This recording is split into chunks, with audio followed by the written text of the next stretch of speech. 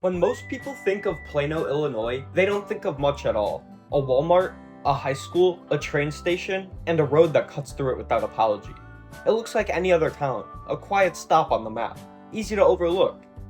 But hidden in plain sight is something more. A story written not in textbooks, but in timber and track. In names carved into stone and faded signs. It's a history shaped by risk, ambition, and a belief that something could be made out of nothing. Because Plano wasn't born by accident. It was built, fought for, and carried forward by people who believed in more than what they had in front of them. Our story starts with not a single man, but a father and son, Marcus Steward and his son Lewis. In 1838, Marcus made the bold decision to move his family from Pennsylvania to the open prairies of what would become Plano. He bought land from David and Benjamin Evans and built a home just northwest of where Lee and Lou streets intersect today. At the time, there was no town, just vast fields. Only two other families lived nearby, those of Cornelius Henning and Archibald Sears. Together they totaled no more than 15 people, but they planted the seeds for something much bigger. In 1853, a genius move by Marcus convinced the Chicago, Burlington, and Quincy Railroad to reroute its planned line straight through his farmland. This would change everything. And by the next year, the first locomotive pulled into what would soon become the town of Plano.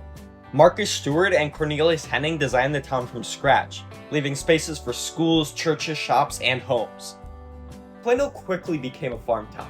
However, that did not last. Thanks to a new innovation in harvesting machinery by the Marsh brothers and the business mind of Lewis Steward, Plano transformed into a manufacturing powerhouse. By 1874, 5,000 harvesters were being produced a year. Lewis Steward became the economy of Plano. Even after the Marsh Company was sold, Lewis opened a new manufacturing company in the same location. In his life, he had also opened or owned an opera house, a bank, a hotel, a small golf course, a grain elevator, and even a shoe factory. By 1877, Lewis was worth over $250,000. That's more than $7 million today. He gave back building infrastructure, donating land for churches and gravel for roads. He turned his family's old mill into the city waterworks, which is still in use today, and created a public space that still bears his name, Steward Park. Today, more than 10,000 people live in Plano, and it's all because of one father and son. So the next time you pass through Plano, whether by train, car, or on foot, pause for a moment. Beneath these streets, behind these buildings, and beyond the quiet fields lies a story bigger than a small town. A story of ambition, invention, and resilience.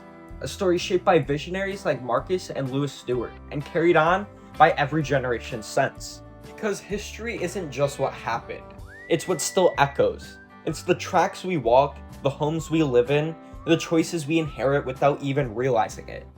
And in a world moving faster than ever, the past isn't something to leave behind. It's something to hold on to learn from, to ask. Who were the people who built this? What did they dream? What did they risk?